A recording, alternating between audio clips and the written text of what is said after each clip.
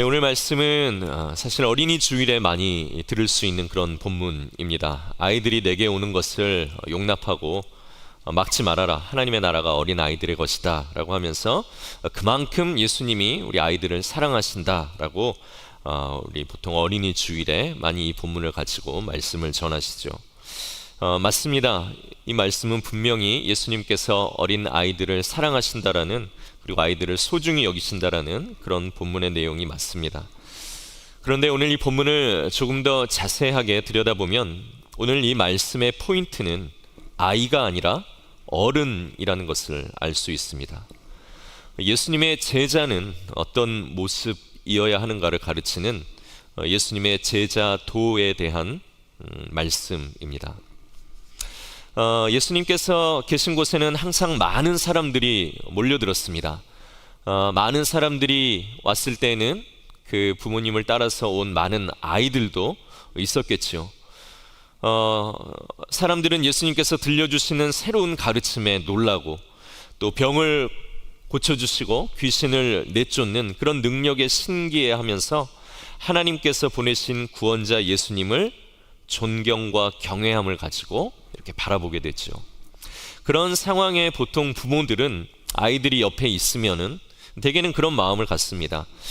저런 대단한 분이 우리 아이를 좀 불러가지고 머리라도 좀 쓰다듬어 주시고 공부 어떻게 해라, 엄마 말씀 잘 들어라, 이렇게 한 말씀이라도 해주시면 얼마나 좋을까 하고서 아이들을 그런 대단한 분이 있으면 우리가 만나보게 하고 또 인사시키고 싶어하는 것이 우리 부모의 마음입니다.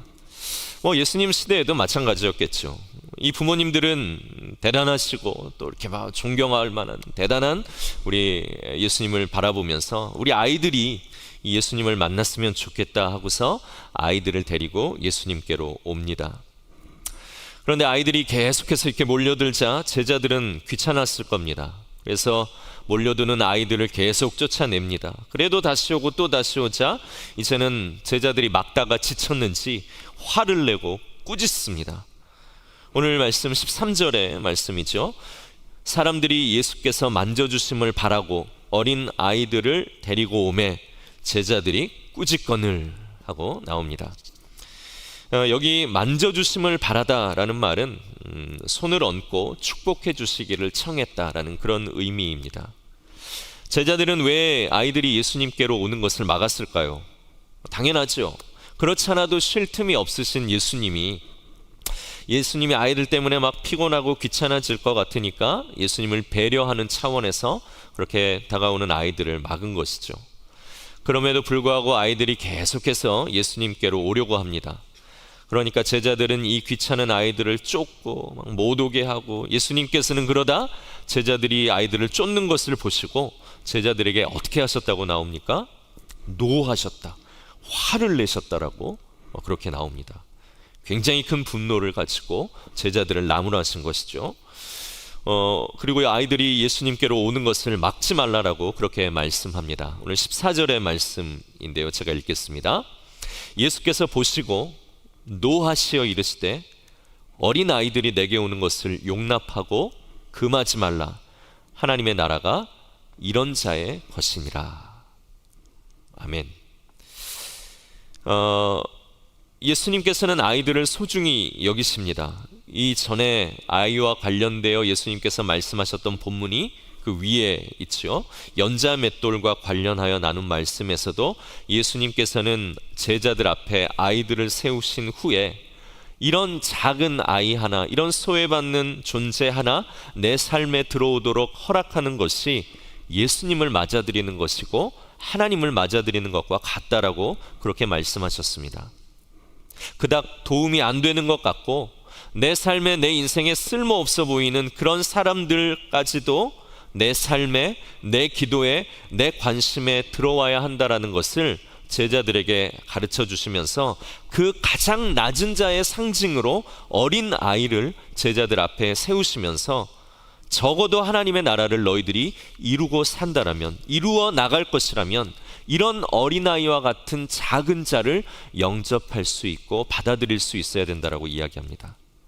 그래서 그런 어린아이와 같은 내 삶에 상관이 없는 사람, 내가 평소에 눈여겨보지 않았던 사람, 나랑 상관이 없는 나라, 그 민족, 그들의 아픔도 내 기도, 내 생각, 내 꿈, 내 물질의 사용에 들어올 수 있도록 그렇게 작은 누군가를 영접하고 받아들이는 것이 하나님을 받아들이는 것이고 예수님을 받아들이는 것이고 하나님의 나라를 이루어가며 살아가야 하는 우리들의 모습이 되어야 한다라고 예수님 가르치셨습니다.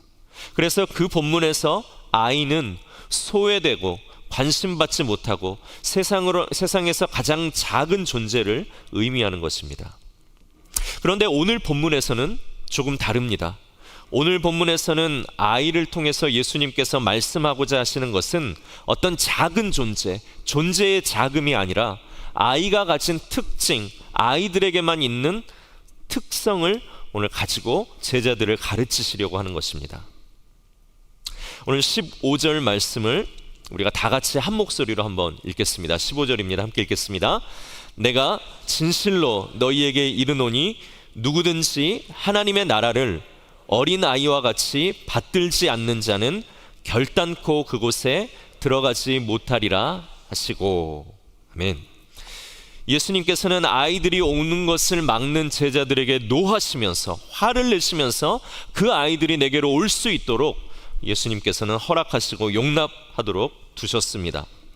그리고 그 아이들을 모든 사람들의 눈 앞에 세우시고 오늘 말씀하시죠. 누구든지 하나님의 나라를 어린아이와 같이 받들지 않는 자는 결단코 그곳에 들어가지 못하리라.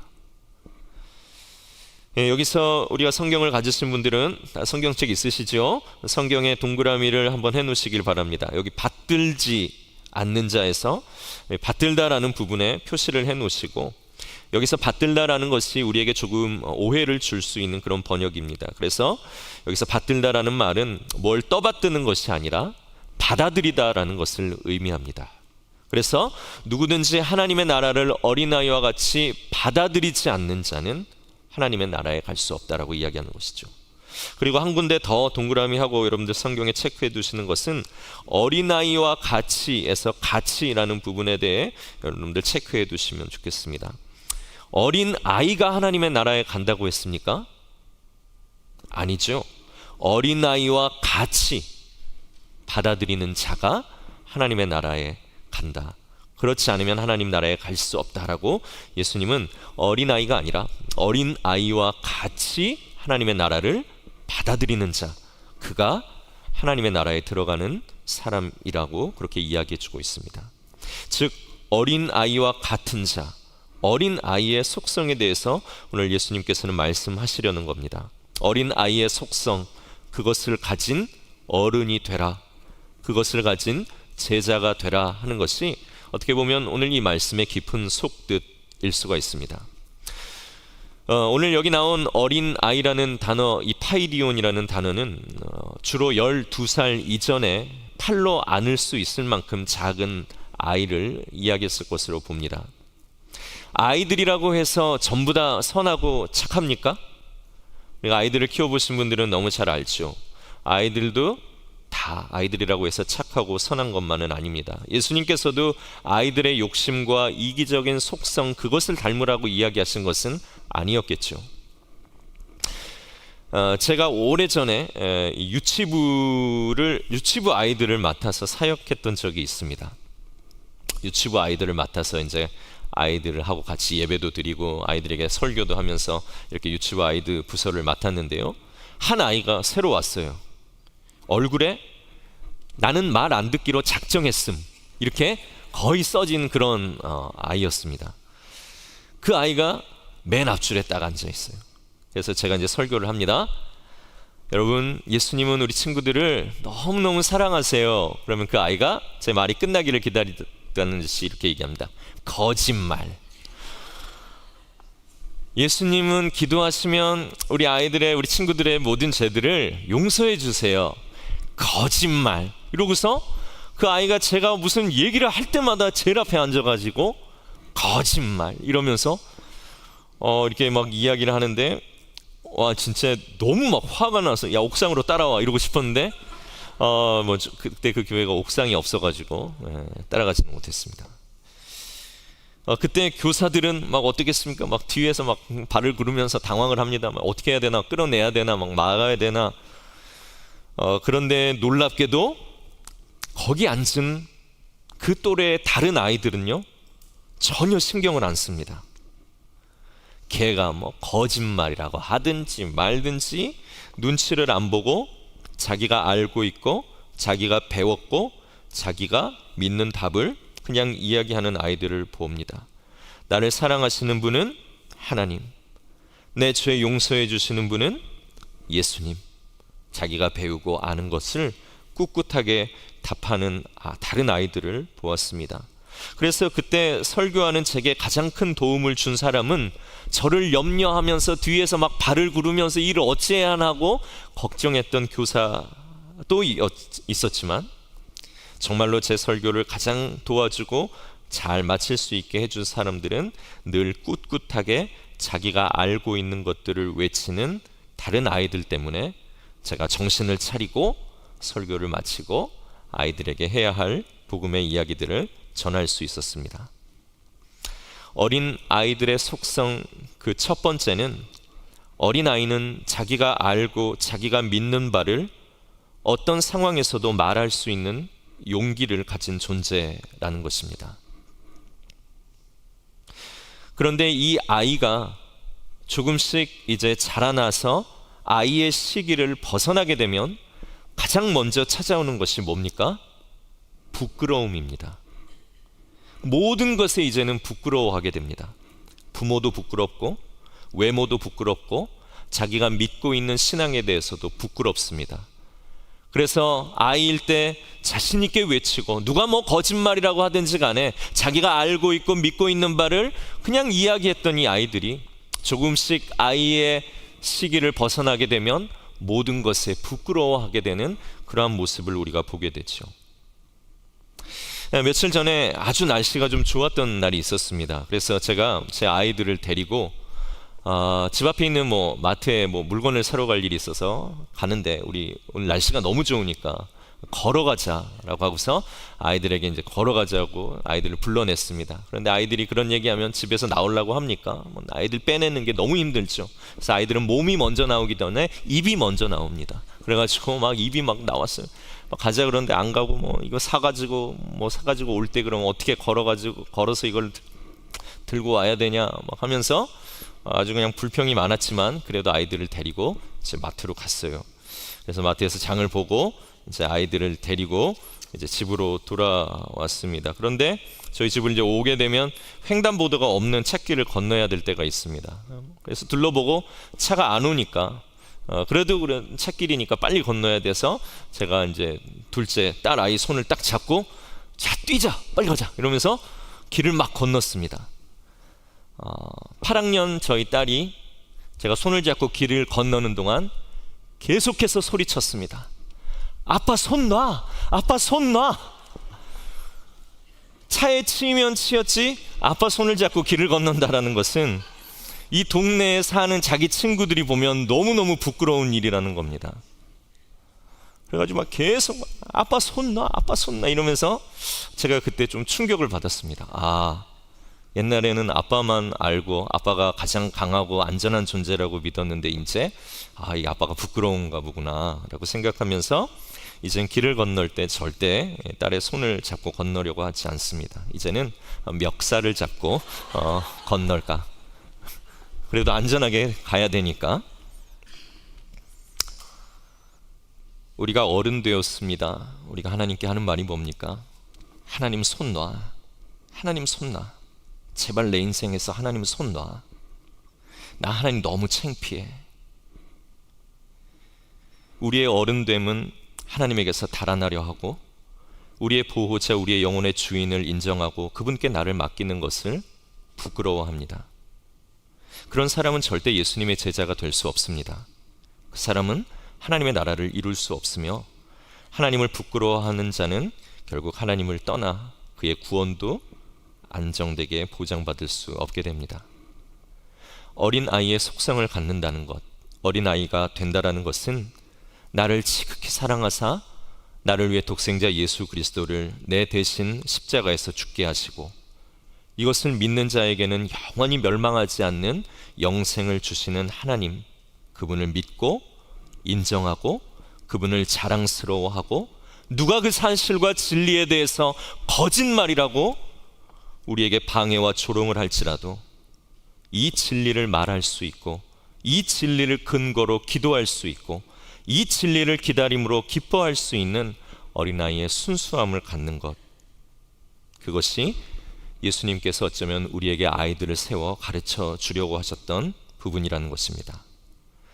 내가 어른이 되었지만 아이처럼 내가 믿는 복음을 견고하게, 때로는 담담하게 말할 수 있는 것, 어린 아이들과 같은 순수함으로 하나님을 믿고 그분을 그렇게 받아들이는 그런 제자가 되어야 한다는 것을 예수님은 오늘 우리에게 가르치시는 것이죠. 두 번째, 어린 아이처럼 된다라는 것은 부질 없어 보이는 일에 끊임없이 순종하는 것입니다. 부질 없어 보이는 일에 끊임없이 순종하는 것, 이것이 어린 아이의 속성이지요. 오늘 부모님들은 어린 아이들을 예수님께로 막 데려왔습니다. 보내면서 뭐라고 그랬겠습니까? 야, 가서 예수님 앞에서 좀 예수님 좀 만나보고, 그분이 뭐 좀 만져주는 거 이런 거 좀 해달라 그러고, 예수님 한번 만나보고 와. 근데 어때요? 뭐 부모님들은 그런 욕심 때문에 아이들을 자꾸 보낼지 모르지만 직접 가는 애들은 아주 쉽지 않았을 겁니다.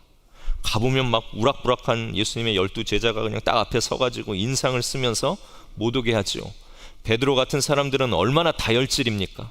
또 야고보와 요한은 그 입의 말이 얼마나 거친 사람들입니까? 막 이놈의 자식들 그냥 확 그냥 막 이러면서 아이들을 겁을 주어서 내쫓지 않았겠습니까? 그런데 아이들은 계속 갑니다. 부질없어 보이지만 그냥 그 부모의 권위에 순종해서 부모가 가라 그러니까 또 가고 계속 그 말에 순종하는 것입니다. 그런데 그 부질없어 보이는 그들의 순종이 예수님의 눈길을 끌고 그들은 예수님을 만나게 된 것이죠.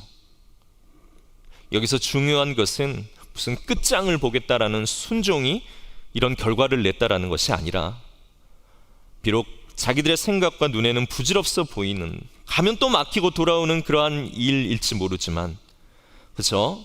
부모님의 권위에 순종하여서 또 가고 보내면 또 가고, 그렇게 해서 계속 예수님께 다가갔던 그 순수한 마음을 이야기하는 것일 겁니다. 여러분, 우리가 살아가는 이 시대는 순종을 굴욕으로 여기는 그러한 시대입니다. 이 포스트 모더니즘이라는 사상은 우리 모든 사람들과 이 시대 가운데서 정답을 없애기 위해서 얼마나 애를 쓰는지 모릅니다. 1 더하기 1이 2라고 하면 왜 그것이 2야? 내 생각에는 0인데? 그러면 0이다라고 생각되어지는 것, 믿는 것, 그렇게 알고 사는 것, 그것이 이 시대의 사상입니다. 그런 사상이 문화와 예술, 미디어와 우리 아이들의 교육에 깊이 스며들어 있고, 이것은 인도의 힌두교의 사상에서 온 것입니다. 이 시대는 특징이 진리가 없는 것이죠. 절대적인 것이 없습니다. 결혼이 왜 남자와 여자만 해야 돼? 여자와 여자 어때? 내가 좋으면 됐지. 가정이 왜 꼭 남자와 여자로만 이루어져야 돼? 남자와 남자 얼마나 좋아. 내 생각에 좋은 것이 결국은 진리로 여겨지는, 그래서 누군가의 말에 순종한다라는 것이 인간의 무한한 자유를 억압하는 것이고, 그것이 인간에게 있어서 굴욕이다라고 생각하게 만드는 것이고, 이것은 힌두교의 중요한 사상입니다. 모든 인간은 신이 될 수 있다라는, 자연과 신의 합의를 통해서 인간은 신이 될 수 있는 존재다라는 것입니다. 그래서 인간의 그 무한한 잠재력과 가능성을 막지 말고 인간으로 하여금 깨어나게 해서 신이 될 수 있는 존재가 되게 하는 것, 힌두교의 중요한 사상이죠. 그래서 절대적인 것을 용납할 수 없는 이 시대에 절대적 진리를 주장하는 기독교는 편협하다, 오만하다, 자기들만 답이라고 한다라고 하는 이 프레임에 씌워서 기독교를 박해합니다. 그러나 그 근저에는 이런 힌두교에서 파생된 포스트 모더니즘이라는 강력한 영향력이 있다는 것을 알아야 합니다. 힌두교는 뉴에이지의 사상과 함께 요가나 명상 같은 것을 도구로 해서 이 미국과 온 세상을 사로잡고 있습니다. 그들의 사상은 아까 말씀드렸던 것처럼 인간도 신이 될 수 있다는 겁니다. 요가하고 명상하는 모든 것들 건강의 이유로 우리에게 가까이 다가와 있지만 그 모든 기이한 행동, 그것들을 하기 위한 음악 그리고 명상, 이것들은 모두 힌두교에서 사제들이 자연과 합일이 되어 신이 되려고 하는 그러한 인간의 욕망과 또 그러한 노력 가운데서 생겨난 것들입니다. 기독교는 진리이며 진리이신 하나님께서 말씀하신 것을 듣고 순종하는 창조의 질서를 따르는 것입니다. 그 질서의 파괴, 그리고 누군가의 말을 들어야 한다라는 것을 굴욕으로 아는 것, 그래서 우리를 창조하신 하나님의 권위를 짓밟고 나도 창조주처럼 되려고 하는 모든 것은 선악과를 따먹게 한 사탄의 유혹이고 인류를 멸망과 파멸로 가게 하는 죄를 우리에게 가져다 준 것입니다. 그래서 어린아이처럼 된다라는 것은 부질없어 보이는 일에 끊임없이 순종하는 것이라고 했는데, 이 시대에 부질없어 보이는 일이 무엇입니까? 그것은 바로 진리이신 하나님의 말씀을 끊임없이 붙잡고 순종하는 것이 이 시대에 가장 부질없어 보이는 순종처럼 느껴집니다. 사람들이 안 듣고 우리의 입을 막고 못 오게 하고 우리에게 아니라고 거짓말이라고 소리치며 우리를 다시 돌려보내도 우리는 우리를 보내시는 하나님의 말씀에, 그분의 권위에 끊임없이 순종하면서 오늘 우리에게 주신 말씀, 우리를 가르치신 주님의 음성을 듣고 세상으로 나아가서 끊임없이 그 말씀대로 살아보려 하고 그 말씀을 가지고 부딪혀 보려고 하는 끊임없는 순종, 그것이 부질없어 보이는 일이라 할지라도 그 순종을 통하여 하나님의 나라는 이루어지고 하나님의 말씀이 능력이라는 것을 우리는 알게 되는 것입니다. 이것을 어른들은 하지 못합니다. 그러나 아이는 할 수 있는 것입니다. 어른들은 체면이나 자기가 살아온 연륜이나 경험을 가지고 모든 상황들과 문제들을 판단하면서 칠의 겁을 먹지만, 아이들은 자기를 보내신 부모의 권위, 그것이 최고이기 때문에 그것을 믿고 그저 순종하기 때문에 아이는 그 일을 할 수 있는 것입니다. 그래서 예수님께서는 우리 앞에 아이를 세워두시고 우리를 세상으로 보내신 최고의 권위가 이 세상의 사상이 아니라 하나님이시며 예수님이라는 것을 알고 우리를 세상의 제자로 세워 하나님의 나라를 이루기 위해 우리는 시대의 사상을 권위로 여기지 않고 우리의 창조주, 우리의 보호자, 우리에게 다시 오실 영원한 왕, 이 세상의 심판자 되시는 삼위일체 하나님의 권위를 우리가 듣고 부질없어 보이지만 이 말씀을 살아내려고 끊임없이 순종할 때 오는 그런 우리의 삶을 통해 하나님의 나라가 이루어지고 하나님이 얼마나 좋으신 분인가가 드러나며 이 시대의 사상이 아니라 하나님의 복음이 우리를 살린다라는 것을 보여줄 수 있게 되는 것입니다. 그리고 그것을 통해 우리 하나님이 영광을 받으십니다. 그래서 제자들 앞에 아이를 세워 이 아이들의 순수함을 본받아서 하나님의 나라를 이루어가는 제자로 우리가 살아갈 수 있도록, 그들이 살아갈 수 있도록 오늘 예수님께서는 아이들을 세워 그 아이처럼 하나님의 나라를 받아들일 때 그가 하나님의 나라에 들어갈 수 있게 된다라고 하시면서 제자로서 어떤 모습으로 살아가야 할지, 그리고 제자에게 약속된 것이 어떠한 영광인가 하는 것을 오늘 우리에게 또한 들려주고 계십니다. 어린 아이들이 하나님의 나라에 갈 수 있다. 아이들은 갈 수 있다. I can go. 그래서 오늘 말씀의 제목이 I can go입니다. 그리고 그 하나님의 말씀을 순수하게 아이들처럼 받아들이면서 살아가는 자, 나도 갈 수 있다. I can go.